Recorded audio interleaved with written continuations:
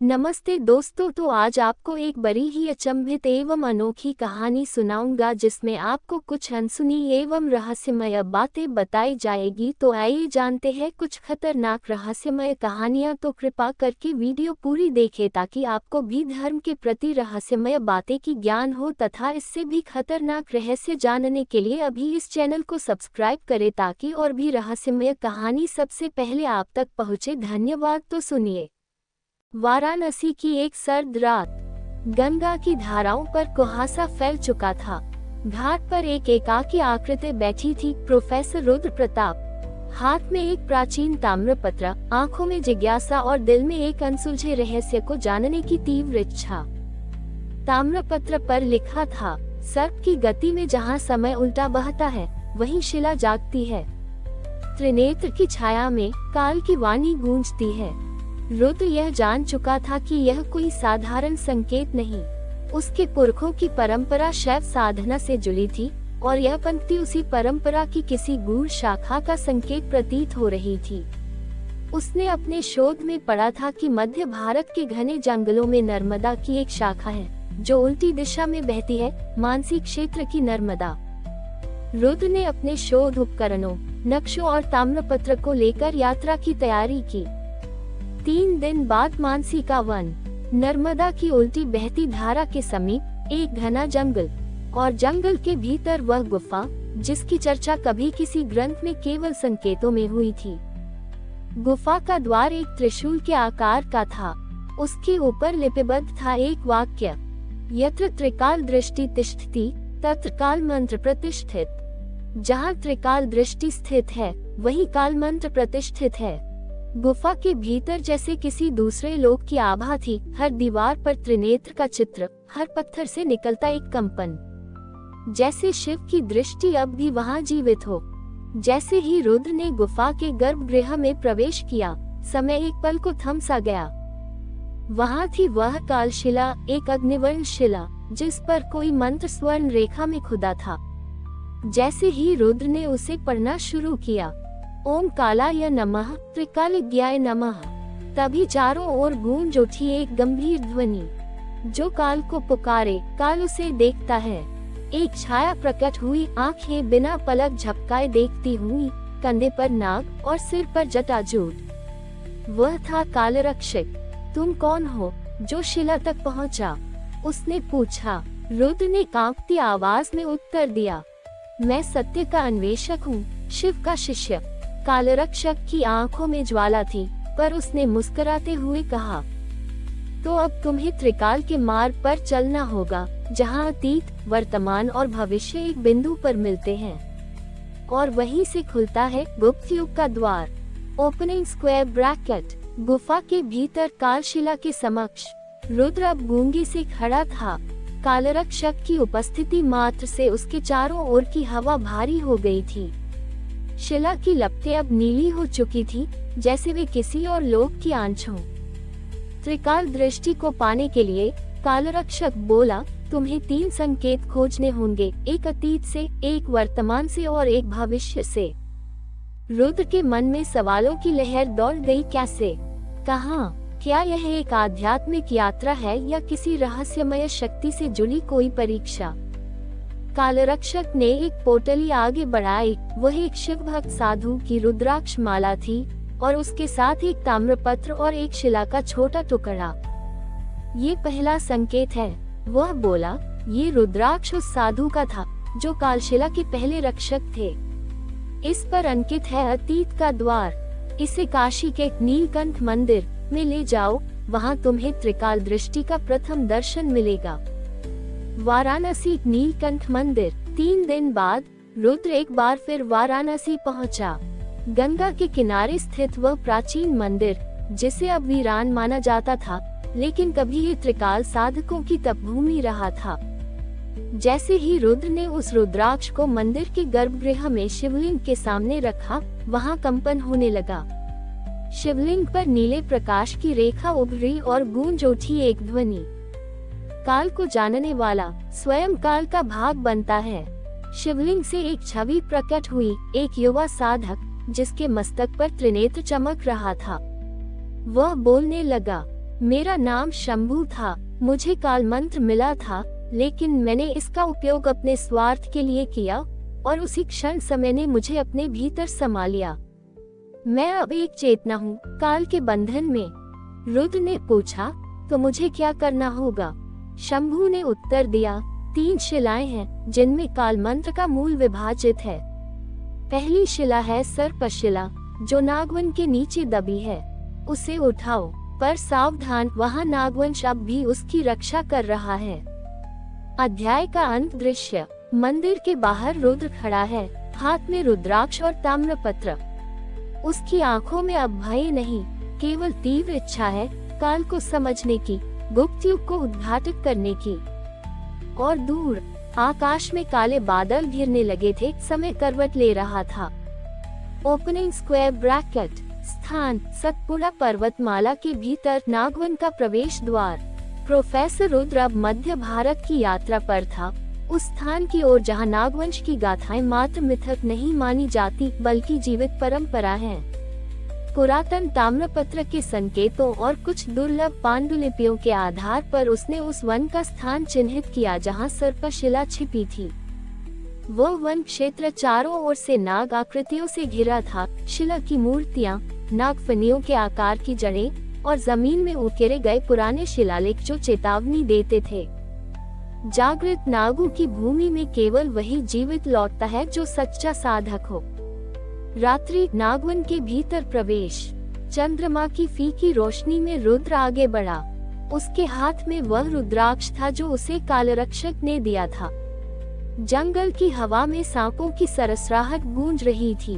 हर पेड़ के नीचे कोई न कोई प्रतीक्षा कर रहा था, जैसे कोई पुरातन चेतना उस भूमि की रक्षा कर रही हो।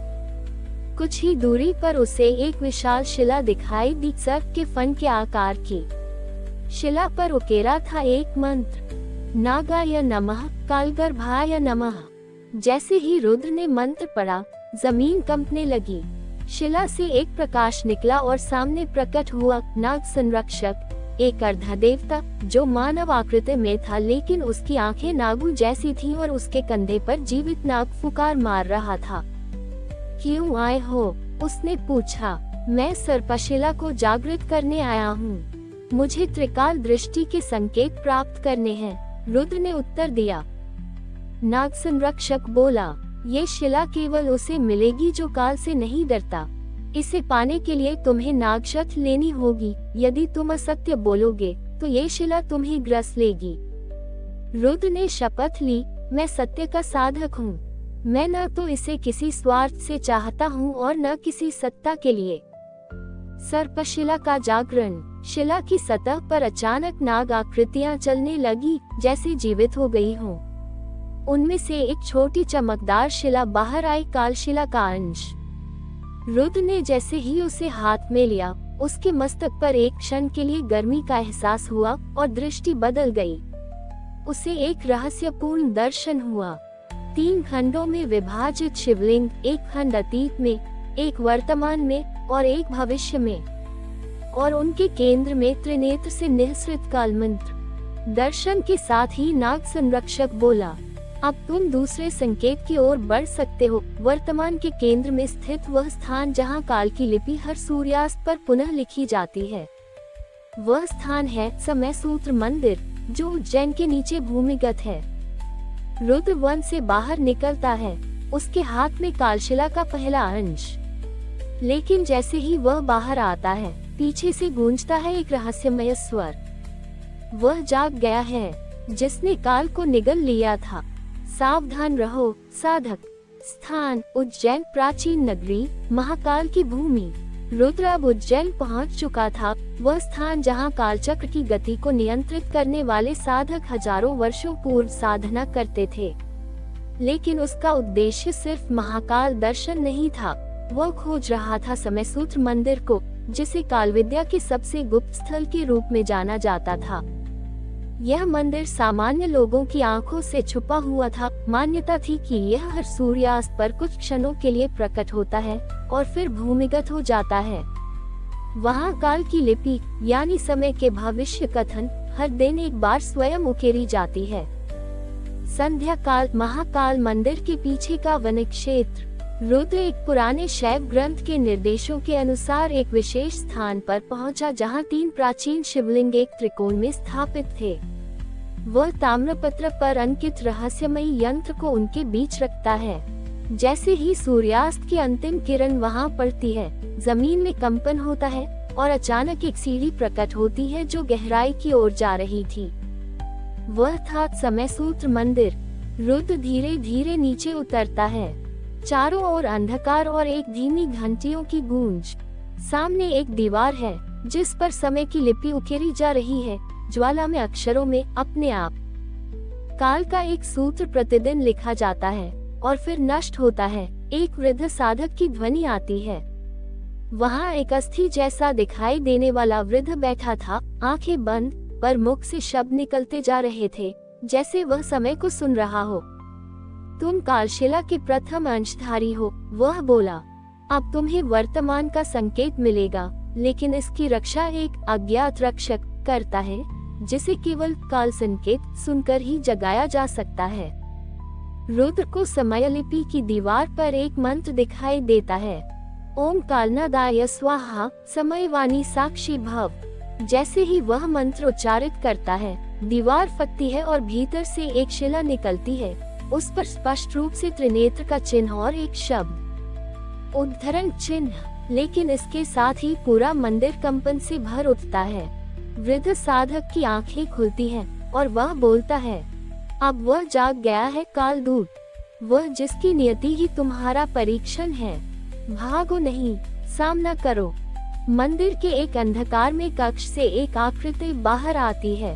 उसका शरीर धुएं से बना हुआ लगता है, आंखें आग की तरह लाल और हाथों में त्रिशूल नहीं, एक उल्टा घड़ी चक्र। तू समय के साथ छेड़छाड़ करता है, त्रिकाल को खोजना चाहता है, तो पहले वर्तमान को पार कर और सिद्ध कर कि तू इस यात्रा योग्य है। वह गरजता है। एक अद्भुत युद्ध आरंभ होता है, विचारों, मंत्रों और चेतना का। रुद्र अपने पास की कालसूत्र शिला से शिव मंत्र का जाप करता है और शिला से निकलती है एक श्वेत ज्वाला जो कालदूत को पीछे हटने पर मजबूर कर देती है। तू अभी तैयार नहीं है, कालदूत कहता है, पर तू सत्य पथ पर है। अगला भाग तुझे भविष्य में मिलेगा, शून्य धाम में, जहाँ समय समाप्त होता है। रुद्र अब कालशिला के 2 अंशों का स्वामी है। उसके मन में अब सिर्फ जिज्ञासा नहीं, एक चेतावनी भी है। जिस दिन तीनों अंश एकत्र होंगे, वह दिन वर्तमान समय का अंतिम दिन होगा और उस दिन काल स्वयं प्रकट होगा। तीव्र हवाओं और बर्फीले तूफानों से लड़ता रुद्र अब हिमालय की सबसे दुर्गम घाटियों में प्रवेश कर चुका था। उसके पास थे कालशिला के 2 अंश और तीसरे की खोज उसे ले आई थी वहाँ जहाँ समय स्वयं समाप्त हो जाता है। ये था शून्य धाम, एक ऐसा स्थान जिसे प्राचीन शास्त्रों में कालव्यूह का अंत और शून्य लोक का प्रवेश द्वार कहा गया है। किंवदंतियों के अनुसार यहाँ समय ठहर जाता है, न जीवन चलता है न मृत्यु। यहाँ केवल शून्य है, न प्रारंभ न अंत। रात्रि शून्य धाम का प्रथम दर्शन। चांदनी रात में रुद्र एक दुर्गम चट्टान के सामने खड़ा था। बर्फ से ढकी उस दीवार में एक द्वार जैसा आकार उभरा जो सामान्य आंखों से अदृश्य था। लेकिन जब रुद्र ने दोनों कालशिलाएं साथ रखी, वह द्वार चमक उठा और खुल गया। अंदर एक अंधकार में गुफा थी जिसमें हर कदम के साथ हवा भारी और मौन होती चली गई। वह मौन ऐसा था जैसे कोई विचार भी वहां जाकर स्थिर हो जाता हो। अंत में वह पहुंचा काल मंत्र की मूल शिला के सामने। ये शिला शून्य में तैरती प्रतीत हो रही थी। उसके चारों ओर कोई भूमि नहीं थी, बस अनंत अंधकार। शिला की परीक्षा, तीसरे अंश की पुकार। जैसे ही रुद्र ने दोनों कालशिलाएं मूल शिला के निकट रखी, एक शक्तिशाली प्रकाश फैला। रुद्र का शरीर हवा में उठा और वह एक त्रिकाल दर्शन में प्रवेश कर गया। दर्शन में वह देखता है अतीत, एक साधक जो त्रिनेत्र के माध्यम से काल को बांधने का प्रयास करता है और अंततः समय में फंस जाता है। वर्तमान, स्वयं रुद्र जो काल के रहस्यों को जानने के पथ पर है। भविष्य, एक छाया, उसका ही प्रतिबिंब, लेकिन आंखें काली और मुख पर एक अजीब मुस्कान। वो कहता है, जब तू अंतिम अंश पाएगा, मैं भी जाग जाऊंगा। मैं हूँ काल का विपरीत। मैं वह हूँ जो तुझसे जन्म लेगा और तुझे ही समाप्त कर देगा। दर्शन के अंत में तीसरी शिला का प्रकट होना। एक रहस्यमय मंत्र गूंजता है, शून्यम सर्वम का पश्यतु, और मूल शिला से एक अंतिम टुकड़ा बाहर आता है, तीसरा कालशिला अंश। लेकिन उसी क्षण संपूर्ण शून्य धाम कंपन करने लगता है। आकाश में गूंजता है एक भयावह स्वर, त्रिकाल एकत्र हो चुका है, अब समय स्वयं मुक्त होगा। शून्य का द्वार खुलता है। तीनों शिलाओं के मिलते ही एक भव्य द्वार प्रकट होता है, जिसके ऊपर लिखा था, काल मंत्र प्रवेश द्वार, गुप्त युग का उद्घाटन। वही दूसरी ओर एक परछाई धीरे धीरे आकार लेने लगती है, रुद्र का ही भविष्य रूप काल प्रतिबिंब। वह मुस्कुराता है और कहता है, अब युद्ध नहीं, विकल्प है। या तो तू समय का स्वामी बन, या मैं तुझे निगल लूं। दोनों में से एक ही रहेगा। रुद्र त्रिकाल शिला हाथ में लिए द्वार की ओर बढ़ता है और पीछे गूंजता है महाकाल का स्वर। जो काल को समझता है वही उसे पार कर सकता है, लेकिन जो उसे जीतना चाहता है वह काल में खो जाता है। रुद्र ने अपनी आंखें बंद की और वह तीसरी कालशिला को अपने हाथों में कसकर पकड़ लिया। शिलाओं के मिलते ही जैसे हर दृश्य स्थिर हो गया, समय के हर कण ने एक ठहराव महसूस किया।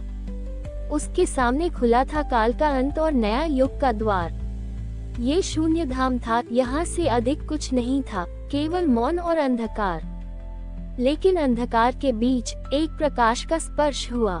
वह प्रकाश धीरे धीरे सशक्त हो रहा था, जैसे समय स्वयं अपनी ओर खींचता हो।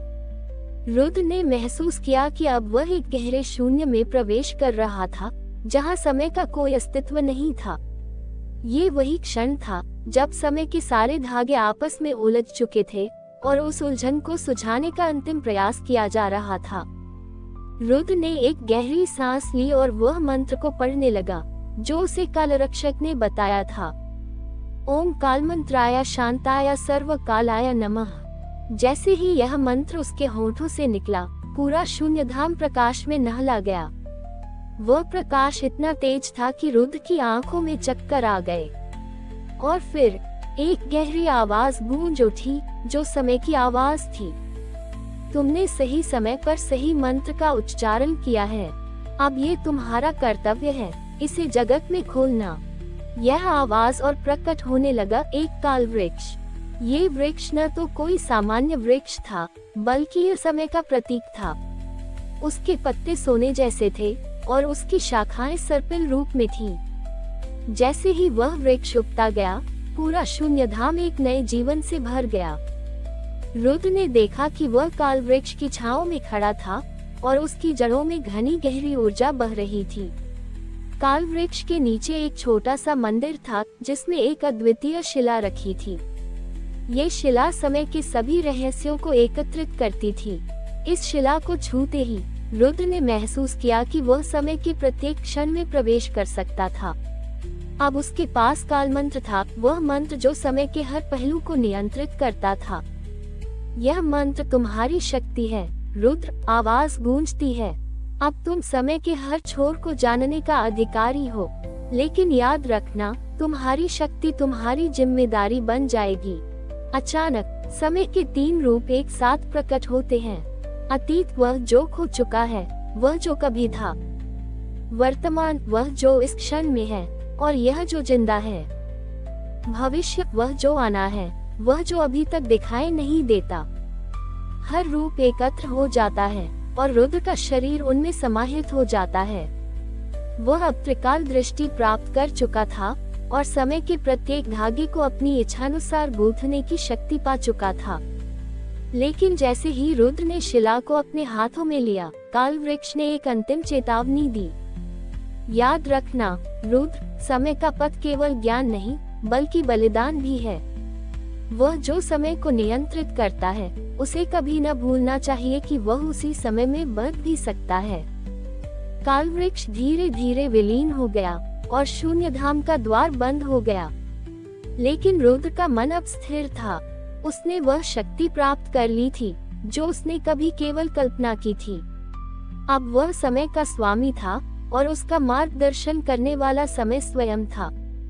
रुद्र शून्य धाम से बाहर निकलता है। वहाँ उसका आत्मविश्वास और शक्ति पूरी तरह से बदल चुकी थी। उसने काल मंत्र को अब समझ लिया था। समय कोई साधारण प्रवाह नहीं था, यह एक चक्र था, एक अनंत मार्ग था, और वह चक्र अब उसके हाथों में था। लेकिन जैसे ही वह चलने लगा, उसे एहसास हुआ कि यह यात्रा अभी समाप्त नहीं हुई थी। एक नया युग अब आरंभ हो चुका था, एक युग जिसमें समय के हर नियम को फिर से लिखा जाएगा। रुद्र की यात्रा और समय के रहस्यों को पूरी तरह से समझने का उसकी कहानी अब एक नया मोड़ लेने जा रही थी। यद्यपि वह अब त्रिकाल दृष्टि से संपन्न हो चुका था, लेकिन एक सवाल उसके मन में लगातार उठ रहा था, क्या इस शक्ति का सही उपयोग किया जा सकता है? और क्या समय का वास्तविक नियंत्रण किसी भी एक व्यक्ति के हाथ में आ सकता है? अब वह समय के पार्श्व में छिपी गहरी सच्चाइयों का पता लगाने के लिए तैयार था। उसकी यात्रा केवल ज्ञान की नहीं, बल्कि आत्मपरख और महान जिम्मेदारी की भी थी। रुद्र शून्य धाम से बाहर निकल चुका था। बाहर की दुनिया अब पहले जैसी नहीं रही थी। जैसे ही उसने पांव रखा, उसे महसूस हुआ कि समय का प्रवाह अब पहले जैसा नहीं था। उसे घड़ी के कांटे भी ठहरे हुए दिखे। उसे समझ में आ गया कि वह अब स्वयं एक ऐसे युग में प्रवेश कर चुका है जहां समय पर अपनी मुट्ठी की पकड़ रखने की क्षमता रखता था। क्या अब मैं इस शक्ति से दुनिया को बदल सकता हूँ? उसने सोचा, क्या मैं इतिहास को उलट सकता हूँ और भविष्य को नया रूप दे सकता हूँ? रुद्र ने पहले अपने आसपास के जीवन पर नजर डाली। मनुष्य की मृत्यु और जन्म के परिपाटी को वह अब अच्छी तरह से समझ चुका था। लेकिन अब उसकी नजर गहरी थी। क्या अगर वह इस प्रवाह को बदल सके? क्या अगर वह समय के हर बुरे और अच्छे पहलू को अपने नियंत्रण में ला सके? वह एक बार फिर से शून्य धाम में लौट आता है। वहाँ पर एक और परीक्षा उसका इंतजार कर रही थी। अब उसे यह समझने की आवश्यकता थी कि शक्ति केवल व्यक्तिगत नहीं होती, बल्कि जबरदस्त सामूहिक जिम्मेदारी बन जाती है। उसे सिखाया गया था कि समय को नियंत्रित करने वाला व्यक्ति किसी भी क्षण स्वयं उस समय से परे नहीं हो सकता। शून्य धाम में लौटने पर रुद्र ने देखा कि पुराने कालचक्र के सभी रूप पुनः जागृत हो गए थे। वहाँ की हवा में एक गहरी आवाज गूंज रही थी। ये काल संकेत था जो भविष्य का संकेत देता था। रुद्र ने उस काल संकेत को सुनकर एक गहरी सांस ली। आवाज में संकेत था कि उसे अगला कदम उठाने से पहले हर निर्णय का मूल्यांकन करना होगा। समय केवल एक दिशा नहीं थी, यह एक व्यापक और जटिल नेटवर्क था जिसमें हर बदलाव का असर पूरे ब्रह्मांड पर पड़ता था। अब तू क्या करेगा? आवाज ने फिर से पूछा। क्या तू समय का स्वामी बनेगा या इसके साथ एक नया समझौता करेगा? रुद्र ने उस क्षण को महसूस किया। उसे अब ये स्वीकार करना पड़ा कि समय का कोई मालिक नहीं हो सकता। वह केवल इसके प्रवाह में एक मार्गदर्शक बन सकता था। उसने निर्णय लिया कि वह अपने ज्ञान का उपयोग केवल अच्छे उद्देश्य के लिए करेगा, ताकि समय के धारा में सकारात्मक बदलाव लाया जा सके। लेकिन वह हमेशा ये याद रखेगा कि किसी भी शक्ति के साथ न्याय का बंधन जरूरी है। रुद्र ने अंततः शून्य धाम से निकलते हुए यह वचन लिया कि वह समय के इस अज्ञेय द्वार को भविष्य में और किसी को नहीं खोलेगा, क्योंकि यह न केवल उसे बल्कि पूरे ब्रह्मांड को एक नए युग में प्रवेश करने का अवसर देता था। लेकिन समय को नियंत्रित करने का बलिदान बहुत बड़ा था और हर कदम में एक नयापन था, एक शून्य था। उसे समझ में आया कि जैसे कालशिला और कालमंत्र से जुड़े अंश उसे प्रकट हुए थे, वैसे ही समय की सच्चाई भी कभी पूरी नहीं होती, वह सदैव स्थिरता की बजाय गति में रहती है। अब रुद्र का मार्गदर्शन केवल काल के रहस्यों में नहीं था, बल्कि मानवता के पुनर्निर्माण की ओर था। वह जानता था कि उसकी शक्ति का अंतिम उद्देश्य केवल व्यक्तिगत लाभ नहीं था, बल्कि समग्र कल्याण था।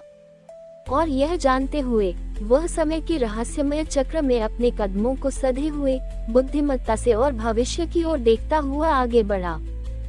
ये कथा अब पूरी हो चुकी है, लेकिन जैसे समय की कोई शुरुआत नहीं होती, वैसे ही रुद्र की यात्रा के परे अनगिनत कहानियां छुपी हुई हैं। समय का स्वामी बनने के बाद वह न केवल अपनी पहचान बल्कि एक नए युग की शुरुआत का प्रतीक बन चुका था। हमारी और भी आध्यात्मिक एवं अनोखी कहानियां देखने के लिए हमारे चैनल पर जाएं तथा धार्मिक एवं पौराणिक और भी रोचक भरी कहानियां हमारे चैनल पर है। कृपया जाके देखें तथा हमारे चैनल को सब्सक्राइब करके रखें तथा वीडियो अच्छा लगे तो लाइक जरूर करें। धन्यवाद।